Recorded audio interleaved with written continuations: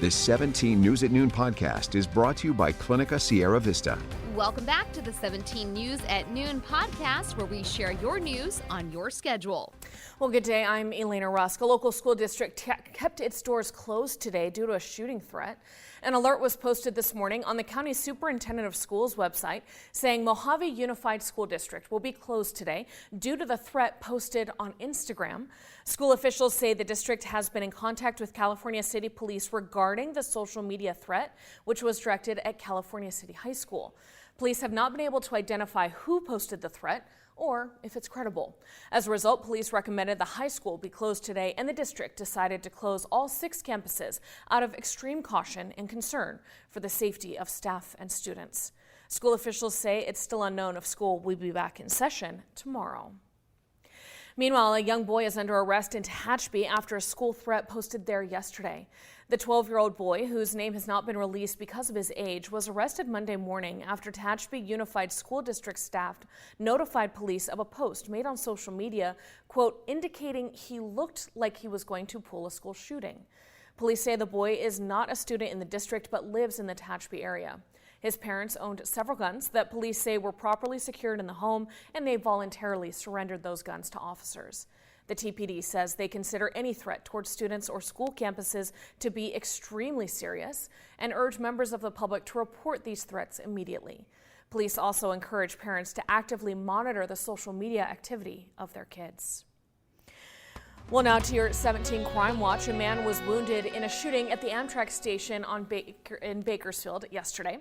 Police say they responded to a ShotSpotter activation just before noon on Truxton Avenue. And when they arrived, officers found evidence of a shooting and learned the victim, described only as a man, had been taken to the hospital. The man's condition described as critical. No arrests have been made. If you know anything about this shooting at the train station, you're asked to call the BPD at 327-7111. Well, it should have been the first day of a joyous week for Robb Elementary School students, the start of their summer break. Instead, the first 2 of 19 children killed inside a classroom were being remembered at funeral visitations yesterday. The gathering for 10-year-old Amory Jo Garza was at the funeral home in Uvalde, Texas, directly across from the elementary school where the children, along with 2 teachers, were shot to death last week. Visitation for another 10-year-old, Maite Rodriguez, was at another funeral home. This week, funerals planned for 11 more children and teacher Irma Garcia, one after another. As family and friends unleash their grief, investigators are pushing for answers about how police responded to the May 24th shooting, and lawmakers have said they'll consider what can be done to stem the gun violence plaguing the nation. A teen accused of fatally shooting a man last year in East Bakersfield appeared in a courtroom at the Juvenile Justice Center this morning, where a scheduled status conference was postponed to July. Sonny Valletta will eventually undergo a fitness hearing where a judge will decide whether his case should be sent to adult court to face trial in the shooting death of 19-year-old Cesar Joseph Malta back on August 12th on Oregon Street near Kern Street. Valletta was 16 when he was arrested. If convicted of first-degree murder as an adult, Valletta could face a life term in prison.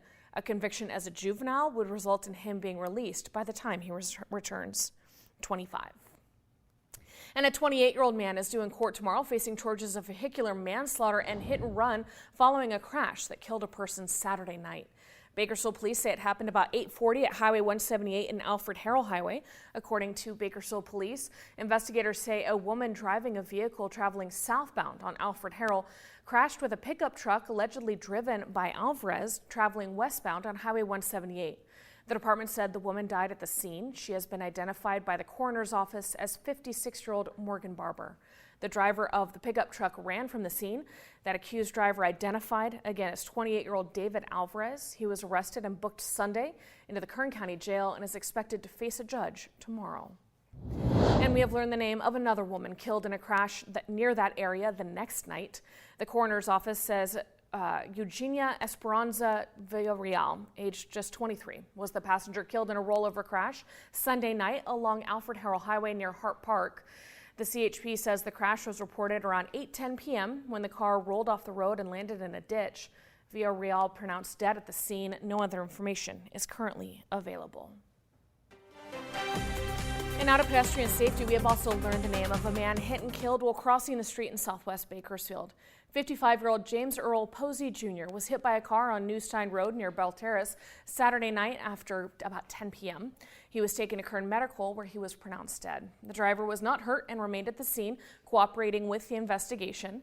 Bakersfield police say Posey was lying on the road before being hit, and drugs and alcohol do not appear to be factors in this crash.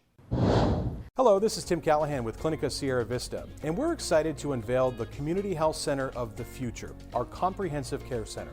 It's located right across the street from Memorial Hospital. We have every service under one roof, from family medicine, OBGYN care, dental services for adults and children, behavioral health, and much more.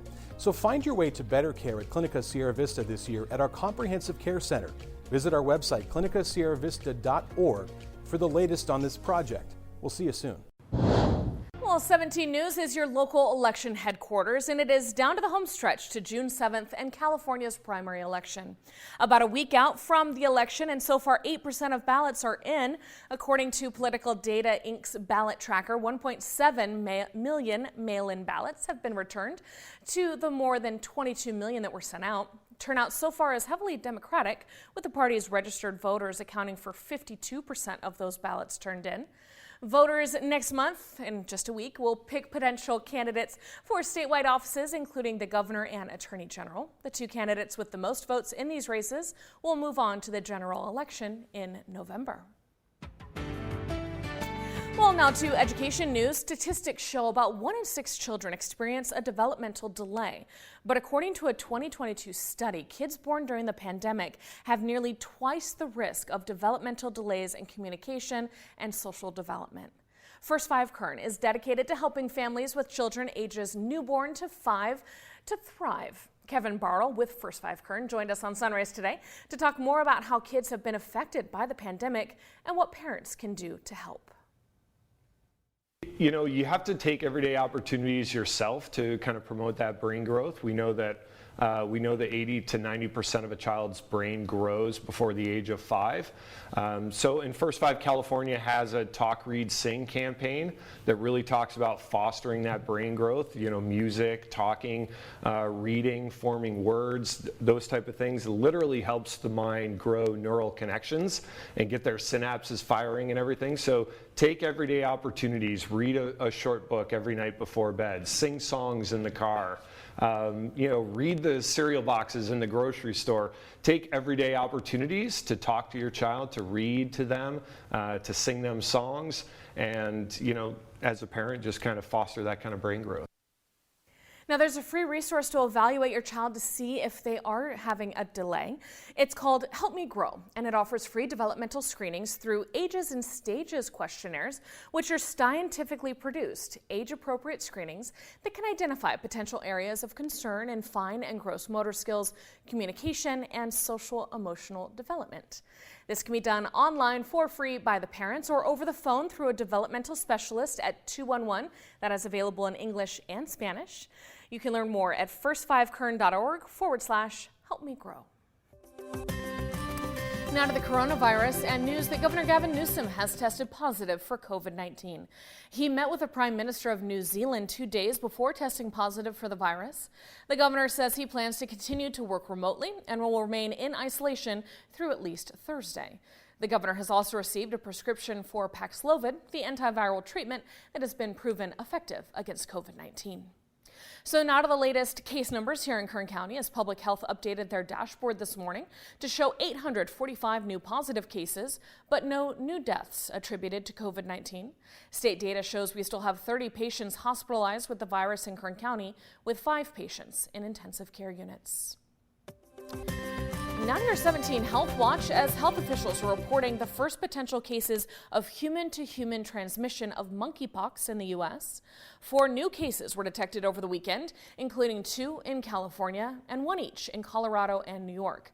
The disease has been found in 8 states, with most of the infections among gay and bisexual men. The World Health Organization does not think monkeypox will become a pandemic, but admits there are still many unknowns about the disease. And we are learning more about the hepatitis A outbreak that has sickened several people here in California. The FDA believes organic strawberries sold at more than 9 retailers, including Aldi, Walmart, and Trader Joe's, may be the culprit. They were sold under brand names like Fresh Campo and H-E-B. So far, the FDA has linked 17 hepatitis A cases to the strawberries. 12 people have been hospitalized. Now, they were sold between March 5th and April 25th, if you want to check your pantries. Well, now to business news. U.S. stocks are slipping today as Wall Street nears the end of a tumultuous month. The S&P 500 was 0.4% lower, and the Dow had slipped 152 points at last check. Both indexes were down even more sharply in the morning. Such swings have become the norm on Wall Street as stocks reel amid worries about a possible recession, inflation, and rising interest rates. The S&P 500 has swung through some of the wildest trading since early in the pandemic. Now, if you're looking to buy a new home, you're very well aware that prices are incredibly high right now. A new analysis from the National Bureau of Economic Research shows it's largely because people are continuing to work from home and want to accommodate to their new lifestyles. They're coining the phenomenon the Great Reshuffling. They found that home prices rose nearly 25% during the pandemic, and the demand for homes has also skyrocketed. Additionally, people are also seeming to move to warmer climates. Speaking of high prices, of course, those gas prices hitting new record highs overnight nationwide, with the national average soaring over the weekend to now $4.62 a gallon. Here in California, the average price for a gallon of regular unleaded now at $6.16 a gallon. San Francisco constantly tops the list for the highest gas prices in the country, and the Bay Area's Marin County saw prices climbing to a new record there of $6.46 a gallon. So how does Kern County compare? Well, here at home, our average cost for a gallon of regular unleaded is also a staggering new record at $6.11. Now that's an average. Our website, kget.com, will track the lowest prices in the Bakersfield area thanks to gasbuddy.com. And today, the lowest price we could find, $5.35. That's at the Fast Strip on 34th Street in central Bakersfield. But those prices do change often, so check them on our website, kget.com. The 17 News at Noon podcast is a production of KGET and Nexstar Media Group. For more on all of the headlines in today's show, head to kget.com.